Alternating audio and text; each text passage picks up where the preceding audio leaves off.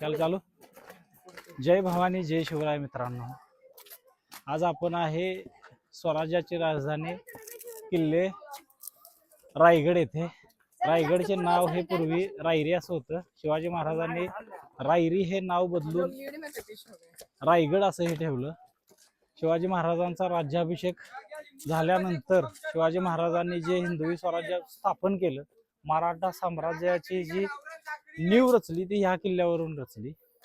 आणि या किल्ल्यासाठी नाही तर ह्या आपण जे म्हणतो की स्वराज्य हा माझा जन्मसिद्ध हक्क आहे आणि तो मी मिळवणारच, हा स्वराज्य हा माझा जन्मसिद्ध हक्क मिळवणार हे म्हणण्याच्या अगोदर आपल्या स्वराज्याच्या मावळ्यांनी जे बलिदान दिलं, जे मावळे हत्तीच्या पायाखाली चुरडले गेले, ज्या मावळ्यांना कापलं गेलं, ज्या मावळ्यांनी आपल्या धर्माचं रक्षण करण्यासाठी आपल्या घरादाराची राखरांगोळी झाली, त्यांच्या हे सगळं एवढं करून हे स्वराज्य राखलं. किती डिप्लोमेसी केली असेल महाराजांनी, किती कट रचले गेले असतील त्यांचं स्वराज्य नष्ट करण्यासाठी, किती जणांना किती दुश्मनांना ह्याच किल्ल्यावरील टकमक टोकावरून फेकलं दिलं गेलं असेल, किती शत्रूच्या गोटातून सामील झालेल्या लोकांना गनिमी गाव्यासाठी वापरलं गेलं असेल, काय खेळी केली असेल.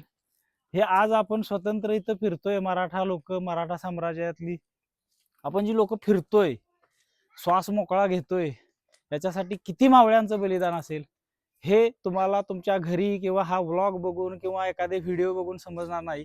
तर ह्या किल्ल्यावरती येऊन तुम्ही एकदा हे स्वराज्याचं दर्शन तुम्ही घेतल्यानंतर तुम्हाला ते काय चीज होते महाराज आणि काय पहिली लोक होती, इथपर्यंत येण्यासाठी तुमचा किती घाम जाणार आहे, याच्यावरूनच तुम्हाला कळणार आहे की आपण कुठं जन्माला आलोय आणि आपल्याला काय केलं पाहिजे आणि आपण ह्या आपल्या हिंदू धर्मासाठी किंवा आपल्याला जो जन्म ह्या काळात मिळाला आहे याचा आपण कसं पुढं सार्थक केलं पाहिजे हे आपल्याला कळणार आहे. तुम्हाला घरी बसून एक काही कळणार नाही. जास्त मी काय बोलणार नाही मित्रांनो. जय शिवराय, जय शंभूराजे, जय जिजामाता.